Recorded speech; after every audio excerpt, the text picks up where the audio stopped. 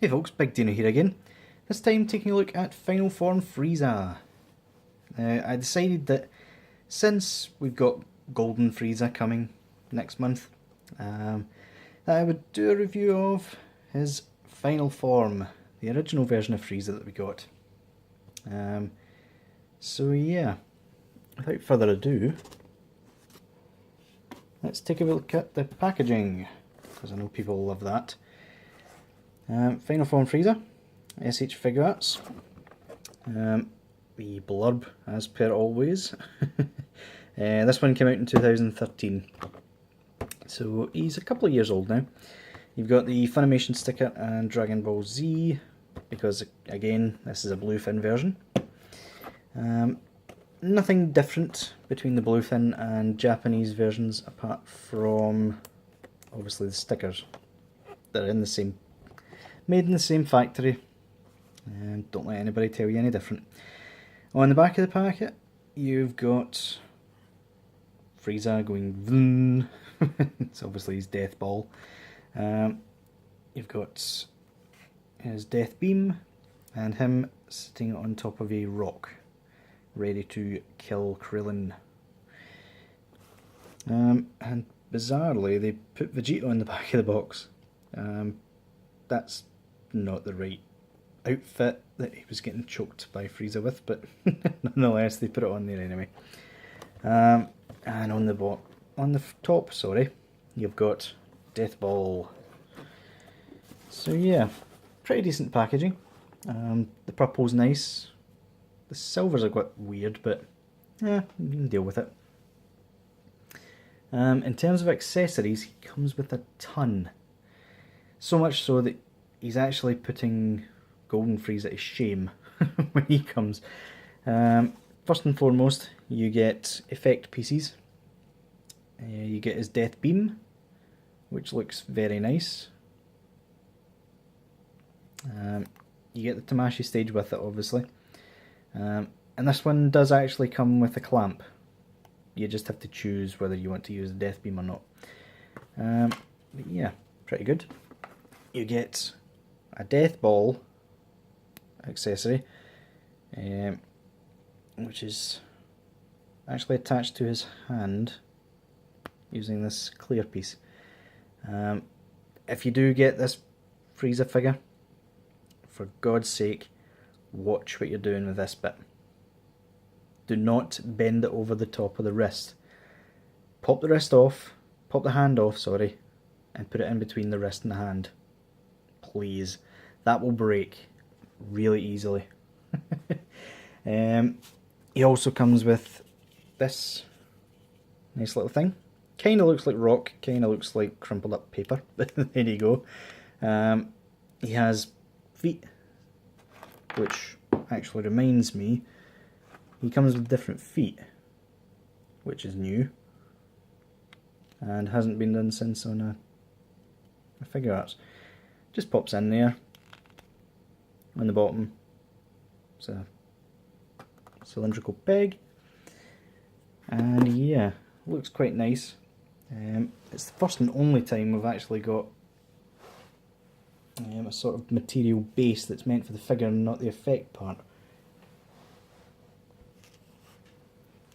So yeah, in terms of faces, he comes with his hurt, I'm going to kill you all face. He comes with this really, really extreme screaming face, which again is not bad. The weirdest face out of the lot of them is his smiling face. It looks a bit too rounded to me. The other two look perfect, if a bit exaggerated on the screaming, but I don't know. I don't remember Frieza's face being that rounded when he was smirking. Don't know. But yeah, anyway. And that's it for faces. He doesn't actually come with a normal sort of stern looking face, which is bizarre. Every other figure always came with one. Frieza didn't. He comes with two tails. One is this one that doubles as a choking sort of tail. You just unfurl that a little bit and you pop the figure's neck in, and it can also pop in two to simulate him being his tail getting cut by Krillin. But yeah, he comes with this tail, which I believe Golden Frieza has repurposed. Just a nice curve, and it just pops into that peg there.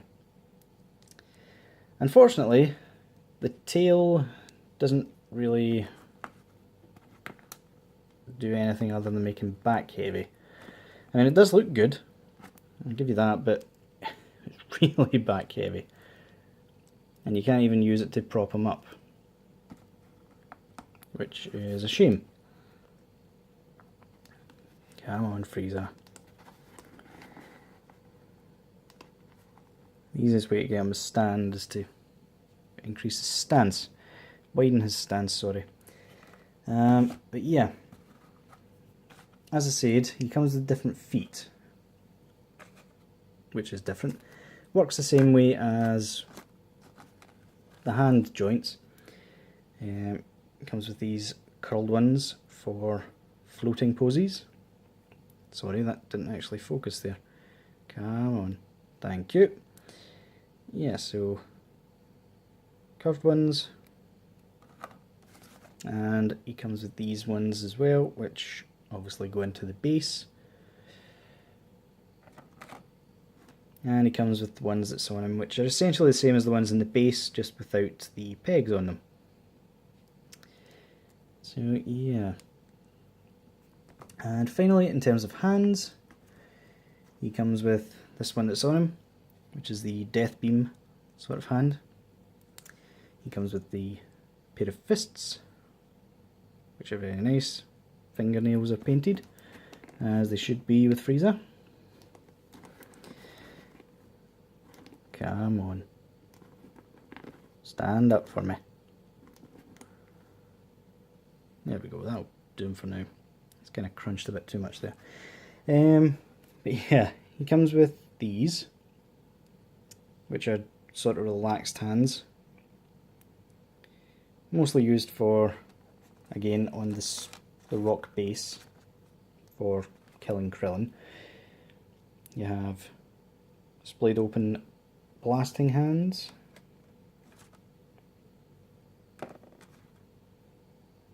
And literally just for killing Krillin. This is kind of pointing, kind of, I don't know what that is, pinching hands. And finally, a pair of crossed arms, which aren't bad. They do the job. Personally, I don't like posing them with crossed arms because it limits their articulation and you have to pull them back off and it's a pain in the backside. But yeah. Anyway, if we can try and get him standing, I'll pop him over there. Right, let's bring the box up. Since this is technically a new mould of a figure, we shall do sizes. Just over 4 inches, just under 4.5 inches, which is quite small for a Figuarts. But again, Frieza was quite small. I just pretend that's Goku. I mean, the size difference is quite measurable.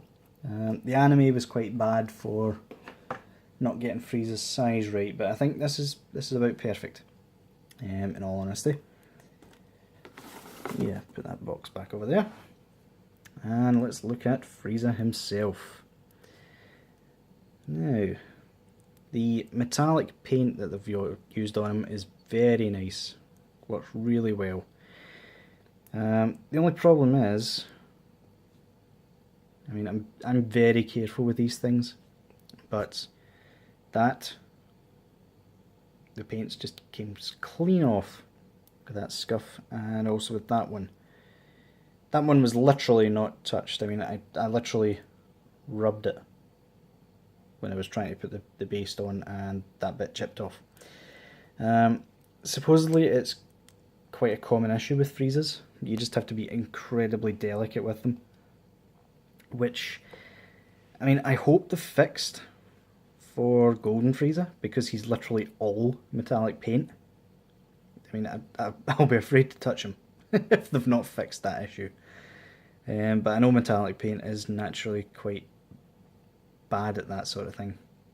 But yeah, it does look nice. They didn't paint the shoulders because, of course, the metallic paint would drop off and it would look even worse. So they went for a white sort of plastic.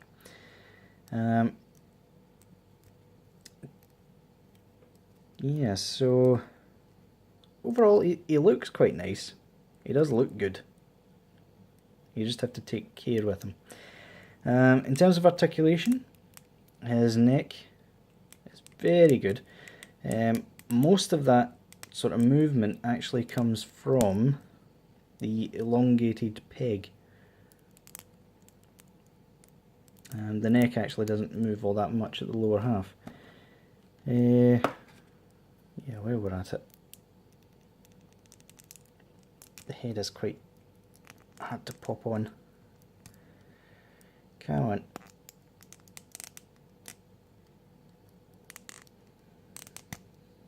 Come on.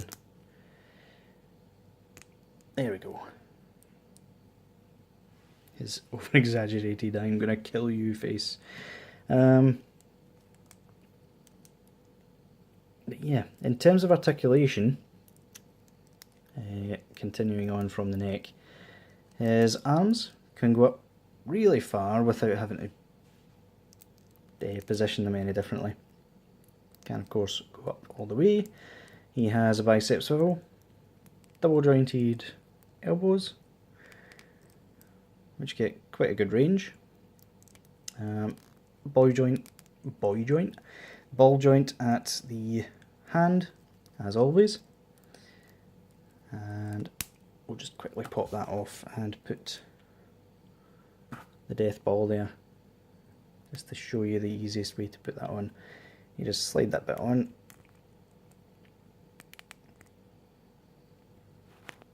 and you pop the peg on, and there you go. Holds it quite well. If you put that behind it, you really can't tell it's attached to the hand at all. He gets quite good ab crunch. This piece is completely separate.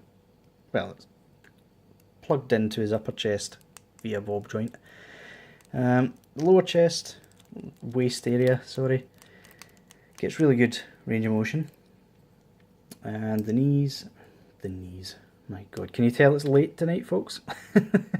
It's pull down leg, as per always. He gets really good kicks because of that. Moves out quite far. Double jointed knees, which look really good. Can't really tell that they're joints there. And the actual feet, to pop those off and on. In order to tell the difference, you just look at the shape.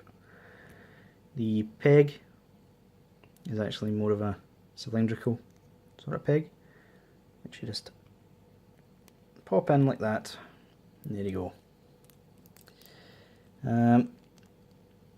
Obviously it's a big ball joint, so you get quite a lot of motion there. Really good ankle pivot. No toe articulation because of course he has 3 toes, which would make that quite difficult and overly complicated to do. But yeah, you only really need one of these plugged in order to use that stand. There we go. That'll do use a nice display Frieza. Yeah, the rock really does help for dynamic poses. Really does. But yeah, good and bad about this figure.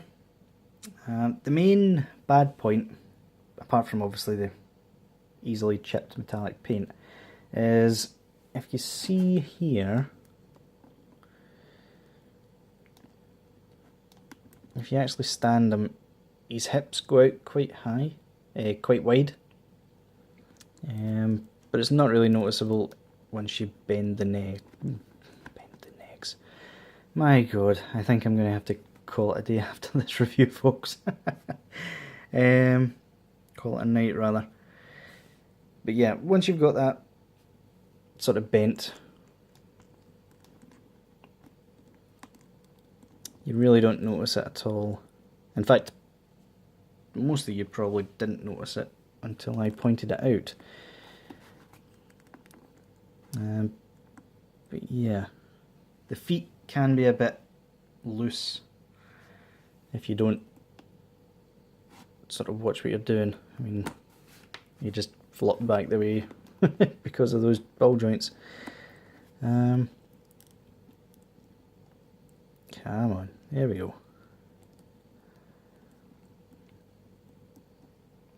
He's going to blow up the planet any minute. But yeah, would I recommend this guy? Yeah, I probably would. Frieza's like the quintessential bad guy in the whole of Dragon Ball Z. And if you want, obviously, all the villains, you would have to find this guy. He's going for about £200, which, for a figure this size, you would think it's quite bad. In fact, I really think figures more than retail is bad, but if you really want them, yeah, I'd definitely recommend you go looking for them. But yeah, guys, that'll do it for this review. I'll see you guys later.